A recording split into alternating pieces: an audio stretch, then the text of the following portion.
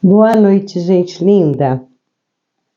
Para a nossa reflexão de hoje, nós trouxemos uma passagem que vem assim quase que complementar a da vez passada, quando Jesus nos ensina como devemos fazer para segui-lo. Lembra? Aí hoje, a passagem é: cada um deve levar a sua própria cruz. Está em Marcos, no capítulo 8, do versículo 34 até o versículo 38. É pequenininha também, tá? Eu estou até aproveitando para gravar aqui na madrugada, que eu estou me sentindo um pouco melhor da gripe essa noite, e estou assim, completamente sem sono. Não sei se os remédios que me tiraram sono. Então eu falei, gente, já que eu tô sem sono, tô rolando na cama para lá e para cá, ou então ficar vendo televisão, eu vou lá e vou gravar. E vocês me desculpem, porque eu tô com a voz horrível, toda hora vem a tosse, o nariz, que tá me dando um trabalho muito doido, tá difícil de curar essa gripe. E eu fiz os exames e não deu nada, né, gente? Que é a coisa mais engraçada que existe. Então, vamos lá para Marcos, então? Cada um deve levar a sua própria cruz. O próprio título já dá para explicar. A sua própria cruz, porque cada um tem a sua. Existem cruzes coletivas? Sim. As guerras, por exemplo, né? As doenças, os acidentes, os desastres, os deslizamentos, as enchentes, os tsunami. Isso são desastres coletivos, são cruzes coletivas. Um avião, por exemplo, quando cai, igual agora esses dias lá na Índia, quase 300 pessoas, é uma cruz coletiva, né? Todo mundo ali estava fadado àquele acidente horroroso, né? A perder a vida ali naquele acidente. Mas aqui Jesus está dizendo da cruz íntima, da cruz individual. Cada um deve levar a sua própria cruz. A gente não põe a nossa cruz no ombro do outro. O outro pode até nos ajudar, pode até carregar um pouco para a gente, aliviar o peso daquela cruz, né? Tá aí a ciência, a medicina, mas a cruz é pessoal, cada um vai levar a sua. E chamando a si a multidão aí, né? Tá sempre a multidão em volta de Jesus. Com os seus discípulos, disse-lhes, ou seja, chama a multidão e presta atenção, meus alunos. Jesus era um mestre, Jesus é um professor. E, apesar dele ter muitas outras designações, né? Psicólogo, educador, médico e por aí afora, Jesus ele tem sabedoria para tudo, né? O maior espírito que passou pela face da terra. Então, ele chama a multidão e chama os discípulos. E vai dizer: se alguém quiser vir após mim, atrás de mim, me seguir, né? Negue-se a si mesmo, tome a sua cruz e siga-me. Se alguém quiser vir comigo, após mim, atrás de mim, me seguir, tome a sua cruz. Ou seja, não fica esperando se livrar da cruz para depois me seguir, não. Que a gente tem essa mania, né? Quando eu ganhar na loteria, quando eu tiver dinheiro, quando eu tiver saúde, quando eu ficar bem de saúde, aí eu vou seguir Jesus. Jesus aqui está dizendo, não. Tome a sua cruz e siga-me. Ela é sua. Venha a si mesmo com a sua cruz. Porque qualquer que quiser salvar a sua vida, perdê-la-á. Mas qualquer que perder a sua vida por amor de mim e do Evangelho, esse a salvará. Eu sei que fica muito esquisito, inclusive fica metido Jesus falar uma coisa dessa, mas é a verdade. Qualquer um que quiser salvar a sua vida, vai perder sua vida. Vida o quê? Vida espiritual, vida celestial. E qualquer um que quiser perder a sua vida por amor de mim, o que é perder a sua vida? Perder a sua vida costumeira, perder seus bens, até mesmo a família, perder o conforto, a zona de conforto para seguir Jesus, vai ganhar a vida. Ganhar a vida o quê? Espiritual. Porque nós, a maioria de nós, não seguimos Jesus por causa da matéria, por causa das coisas da matéria. Como é difícil deixar uma novela, como é difícil deixar a plim-plim, escandalosa, trevosa, como é difícil deixar um BBB, Big Brother Brasil, como é difícil deixar o jogo do campeonato para ir seguir Jesus, como é difícil deixar o boteco, o álcool, os vícios, as drogas de modo geral, né? As viciações sexuais, a pornografia, como é difícil. Então Jesus aqui, ele está dizendo para a gente prestar bastante atenção o que é coisa da matéria e o que é coisa do espírito. Aquele que quiser salvar a sua vida, vai perder. Vida material, ficar se importando com a vida material. Então, e qualquer um que perder a sua vida material, gente, qualquer um que perder essa vida material, as coisas da matéria, por amor de mim e do Evangelho, esse a salvará. Já pode saber que você já está salvo para seguir Jesus. Pois que aproveitaria o homem ganhar todo mundo e perder a sua alma? Então, nós ficamos envolvidos com coisas materiais, querendo ganhar o mundo, ganhar dinheiro, ganhar fortunas. Ter muita joia, ter muitos prédios, muitas casas, e muito isso, e muito aquilo, e muito dinheiro, e viajar para tudo quanto é lado, essa falta de sossego que as coisas da matéria nos traz, querer às vezes ter um corpo que a gente não tem. Gente, eu já contei isso para vocês. Eu tive uma amiga, quando eu digo tive, é porque foi lá nos tempos que eu era mais nova, depois ela se afastou e não teve jeito mesmo, muito minha amiga, mas a gente não teve jeito de ficar junto, porque era uma pessoa completamente voltada para a matéria. Então, é claro que eu não vou citar o nome dela, né? Gente, ela tinha que levantar mais de 1 hora antes da hora de levantar pela manhã para ir trabalhar, porque ela levava 1 hora para se maquiar, só o rosto, para passar aquele monte de coisa que ela passava. Eu não sei como é que ela aguentava aquela rotina. Ela ficava em frente ao espelho 1 hora, eu não estou brincando não. E tem gente que é voltado só para as coisas da matéria, para a moda, preocupação, né?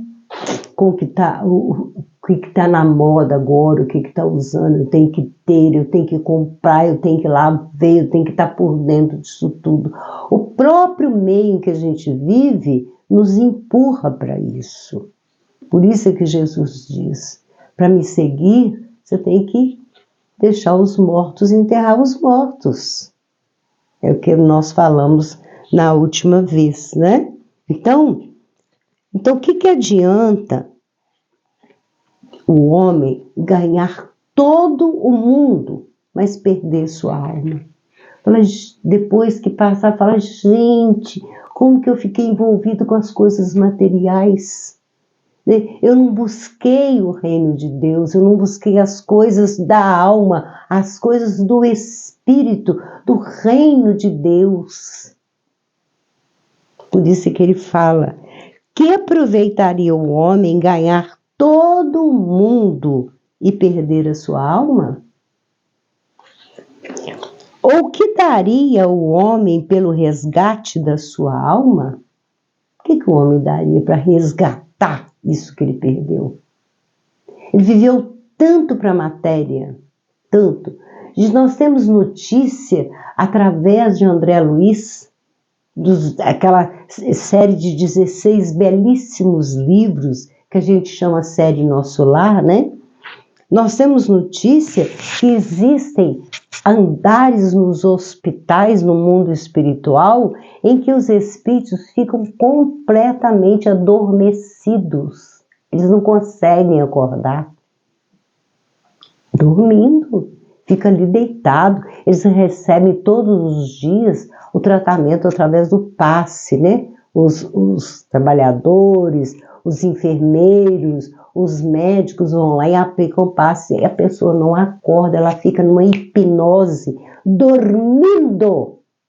Sabe por quê? Arrependimento. O que eu fiz com a minha vida? Quanto que eu busquei as coisas da matéria e esqueci das coisas do espírito. Isso sem contar as coisas erradas, né, gente? As coisas que fazem os outros sofrer, as corrupções. Vocês já imaginaram esses políticos? Vocês já pararam para imaginar? Tem um livro do Dr. Inácio Ferreira, que ele nos conta que lá no hospital onde ele trabalha no mundo espiritual, quer dizer, trabalhava, não sei agora se ainda trabalha, né? Quando eu lia toda a coleção de livros do Dr. Inácio Ferreira, ele fala que lá tem um andar desse hospital onde ele trabalha, um hospital psiquiátrico, que é reservado só para políticos. Só para políticos. Enlouquecidos, gritando, completamente perturbados da cabeça, de arrependimento pelo que fizeram. Tiveram nas mãos uma nação para coordenar, para ordenar aquela nação e corromperam. É um andar só para políticos, esperando reencarnação, após reencarnação, para poder ressarcir, para poder expiar o mal que fez. Então, o que aproveitaria o homem ganhar o mundo e perder sua alma? Ou o que daria o homem pelo resgate da sua alma? Aí quando a pessoa chega lá, a única coisa que resta é ela entrar nesse sono profundo, ela se recusa a acordar, porque ela tem que enfrentar uma realidade que agora ela falou, meu Deus, o que eu fiz na minha vida? Então, o André Luiz conta que é um andar inteiro de camas, tudo limpinho, tudo arrumadinho, aqueles pacientes deitados, dormindo assim, aquele sono. Recusa acordar. Sabe por quê? Recusa a realidade. Recusa a verdade daquilo que fez. Muito triste. Isso sem contar que antes de estar ali, de ser resgatado e estar naquele hospital, passou por abismos, por umbrais, por trevas, foram judiados até a hora que foram resgatados. E aí deu aquele clique de ver que a vida continua. Arrependeu e está ali naquele sono profundo. Portanto, porquanto qualquer que entre esta geração adúltera e pecadora se envergonhar de mim e das minhas palavras, também o Filho do Homem se envergonhará dele quando vier na glória de seu Pai com os santos anjos. Jesus aqui está dizendo que ele vai voltar, e não está longe não, tá, gente? Está pertinho disso acontecer. Ele vai voltar e ele vai fazer o quê? Ele também vai se envergonhar daqueles que têm vergonha dele, de aplicar os ensinamentos dele. Então, ele aqui está dizendo, essa geração adúltera e pecadora, que é para a gente raciocinar, voltar para os ensinamentos de Jesus. Quando a pessoa pergunta, Regina, quem você acha que é o anticristo? Eu falei, que bobagem esse negócio de anticristo, gente. Anticristo não tem nenhum pedaço aqui da Bíblia. Não tem esse negócio de anticristo. Anticristo é qualquer um de nós. Qualquer um de nós que contrariar os ensinamentos de Jesus, não seguir ou se envergonhar, como ele diz aqui, é anticristo. Olha quantos milhares de anticristos tem no mundo que é contra Jesus. Tem gente que nem citar o nome de Jesus, e quando a gente fala do nome de Jesus, ainda vem criticar a gente ainda. Então, Jesus encerra dizendo que quando ele vier, né, na glória do Pai, na glória de Deus, junto com os anjos, que ele vai vir cercado de trabalhadores, vai ser a coisa mais linda que pode existir, né? Naquela nave maravilhosa, quando ele aqui chegar, ele também tem o direito de ficar envergonhado daqueles que tiveram vergonha dele e não quiseram seguir durante 2024 anos, não é de ontem para cá não, 2000 anos que Jesus aqui esteve. Então, fica aí mais uma passagem, né? Cada um deve levar a sua própria cruz e seguir Jesus. A nossa frase é a mesma da última vez. Mas se vós soubesse o que significa misericórdia quero e não sacrifício, não condenarias os inocentes. Cuidado com esse negócio de querer ser juiz dos outros, ficar condenando as pessoas. Quem somos nós para condenar? E principalmente os inocentes. Porque todo indivíduo, ele tem como ser recuperado, ser reeducado. Ele não precisa passar por sacrifício para se salvar, não precisa. Não era para haver fome, não era para haver miséria, não era para haver guerra, não era para haver flagelo, sangue derramado, aborto, crimes, assassinatos, pessoas morrendo de fome, de frio, de doenças. Que ciência é essa que estuda e nunca acha cura para as doenças? A humanidade está mais doente do que nunca, com tanto avanço da ciência. Isso é condenar o inocente. Quantos? Mais de 90% da população, estou falando de encarnado, é miserável, gente. É esfomeado, não tem um teto digno, não tem uma vida digna, com salário digno para se sustentar e sustentar a sua família. Enquanto que esse 1% que vive nadando no ouro, né? As religiões, as seitas, pessoas que se acham melhores do que as outras, infelizmente. Então, Jesus vem dizer, não quero sacrifício, de forma alguma. O nosso presente de hoje, eu adoro essa técnica. É aquela que a gente faz com papel alumínio. A gente pode aproveitar o Marmitex ou então usar o papel alumínio. Esse papel alumínio de culinária, de cozinha, envolve e depois queima com o betume, tá vendo? A gente envelhece ele fica esse tom. Esse eu fiz mais escuro, tá vendo? Alonguei aqui o gargalo da garrafa, porque ela é pequenininha. Eu alonguei com aquele rolo do próprio papel alumínio, ou outro rolo que eu acho por aí, e fiz tipo uma jarrinha, tá vendo? Aqui, isso aqui sai, se não quiser. Não gostei muito disso não, mas deixei por aí.